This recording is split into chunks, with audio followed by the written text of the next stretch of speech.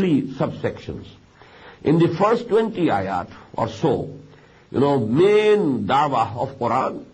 And secondly, what's the function of the Muslim Ummah? Why has this Ummah been raised? Just as we had in Surah Al-Baqarah. وَكَذَلِكَ جَعَلْنَاكُمْ أُمَّةً وَسَطًا لِتَكُونُوا شُهَدَاءَ عَلَى النَّاسِ وَيَكُونَ الرَّسُولُ عَلَيْكُمْ شَهِيدًا. We have made you an Ummah, at the middle Ummah, the best Ummah. Why? Only that, so that our messenger, Muhammad sallallahu alayhi wa sallam, becomes witness over you, and you become witness over the whole of the mankind. So that was the basic goal for which, a basic purpose for which this Ummah has been created and founded. Same way we found, in that part, in the first 20 ayat, we have two ayat. كُنْتُمْ خَيْرَ أُمَّةٍ أُخْرَجَتْ لِلنَّاسِ تَأْمُرُونَ بِالْمَعْرُوفِ وَتَنْهَوْنَ عَنِ الْمُنكَرِ وَتُؤْمِنُونَ بِاللَّهِ. You are the best Ummah. And you have been raised for the humanity at large. Other nations, they live for themselves. You have to live for the humanity at large, for their good, for their welfare, so that you call them to Allah subhanahu wa ta'ala, you call them to the right path, you forbid them from whatever is wrong and unjust, and you bid them whatever is just and right. So that is the main function for which you have been formed an Ummah. وَكَذَلِكَ كُنْتُمْ خَيْرَ أُمَّةٍ أُخْرَجَتْ لِلنَّاسِ تَأْمُرُونَ بِالْمَعْرُوفِ وَتَنْهَوْنَ عَنِ الْمُنكَرِ وَتُؤْمِنُونَ بِاللَّهِ. And if the whole Ummah doesn't do this job, what to do? You create an Ummah within Ummah. Those of the Muslims who wake up from their slumber and sleep, and who have the understanding of their duty as Muslims, then they should join hands and become a smaller Ummah. As you say, party within party, a state within state. So an Ummah within Ummah. The greater Ummah is the whole Muslim people who believe in Muhammad sallallahu alayhi wa sallam. They are the greater Muslim Ummah. Whosoever believes in Muhammad sallallahu alayhi wa sallam and Quran and Tawheed, they belong, whether they are practicing Muslims or not. But they are part and parcel of the Ummah. But this Ummah, if it is not discharging the duties for which it was being raised, then some people have to take upon themselves the responsibility of discharging that duty. Otherwise the whole Ummah will be doomed. The whole Ummah will be punished. Just as the former Muslim Ummah has been punished, so many times in history. So actually for that, وَلْتَكُمْ مِنْكُمْ أُمَّةٌ يَأْمُرُونَ بِالْمَعْرُوفِ يَدْعُونَ إِلَى الْخَيْرِ وَيَأْمُرُونَ بِالْمَعْرُوفِ وَيَنْهَوْنَ عَنِ الْمُنكَرِ وَأُولَٰئِكَ هُمُ الْمُفْلِحُونَ. Out of you there should be one Ummah. And that Ummah, وَلْتَكُمْ مِنْكُمْ أُمَّةٌ يَدْعُونَ إِلَى الْخَيْرِ. They should do three jobs. Number one, calling people to whatever is good. And the biggest good on the surface of the earth is the word of Allah, this Quran.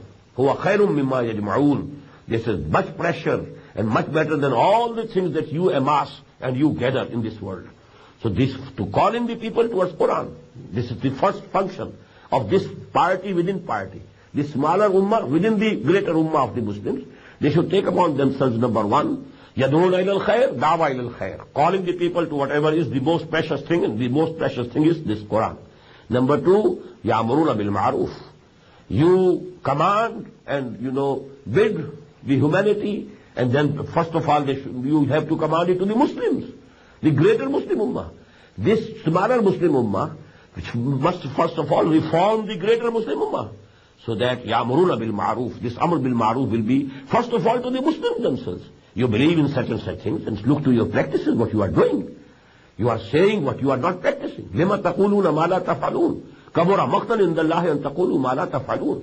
You shouldn't do it. This is haram. This is not permissible according to the Sharia. You leave it. And then the يَأْمُرُونَ بِالْمَعْرُوفِ وَيَنْهَوْنَ عَنِ الْمُنكَرِ. And to forbid them from whatever is unjust, whatever is munkar, whatever is wrong, whatever is haram. وَأُولَٰئِكَ هُمُ الْمُفْلِحُونَ. This is the most important. Only such people will gain the success. They will be successful in the eyes of Allah subhanahu wa ta'ala. Not the greater Muslim Ummah. The greater Muslim Ummah will remain a Muslim here in this world. They will be accepted and acknowledged as Muslims, as legal Muslims. But the salvation of the hereafter, that will be given only to those people who are discharging those duties, which primarily was for the whole of the Ummah, but because the whole of the Ummah is not discharging, they have taken upon themselves that duty. They are devoting their lives, their belongings, their money, their resources, their, intelligence, everything that Allah subhanahu wa ta'ala has bestowed upon them, for the sake of Amr bil Ma'ruf, Nahi al Munkar, and Da'wa ila al Khair. Whosoever is doing so, only ulaika humul muflihun. Falah, the success of the hereafter, that will only be given to these people who do this job and who take upon themselves. So these 20 ayat, 2 sections, the 11th and the 12th, they are very important. Then for 60 ayat, 6 sections that we have, out of those we have already read the 4 ones. But 2 we shall inshallah translate today. These 60 ayat or 6 sections, they discuss the battle of Uhud, what happened during that battle. Different incidents that occurred and that took place. The mistake that the Muslims committed, the act of indiscipline. 50 archers who were placed at one place, You have not to move from here. Come what may, you have to stay here. But because after Allah subhanahu wa ta'ala gave them the victory, they just left that place, 35 of them. The local commander insisted, don't move.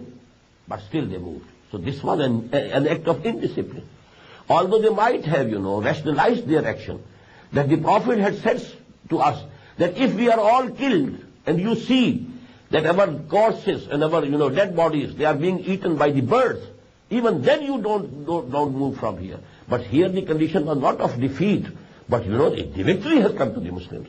So we can give some allowance to the Sahaba Kiram who committed that mistake, that they were not disobeying Muhammad sallallahu alaihi wasallam, because they had, a rationalization that the instructions of the Prophet were in the case of the defeat.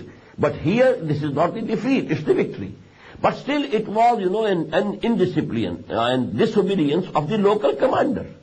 And the rule of the discipline is, as I told you, the hadith of the Prophet ﷺ, Man ata'ani, faqad ata Allah. Wa man asani, faqad asa Allah. Wa man ata amiri, faqad ata'ani. Wa man asa amiri, faqad asani. Whosoever obeys me, he obeys Allah. And whosoever disobeys me, he disobeys actually Allah, not me. I am his apostle. I am his messenger. I have been appointed by him. So my command is actually command from Allah.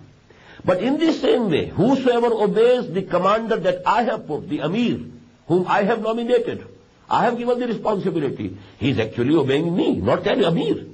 He has the authority only that because I have appointed him there. So they are obeying me, not the Amir. And if they don't disobey the Amir, appointed by me, then they are disobeying me. So indirectly it was a disobedience to the Prophet also. But that turned the whole thing. The victory was turned into defeat temporarily.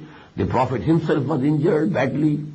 Profuse bleeding was there from the, face of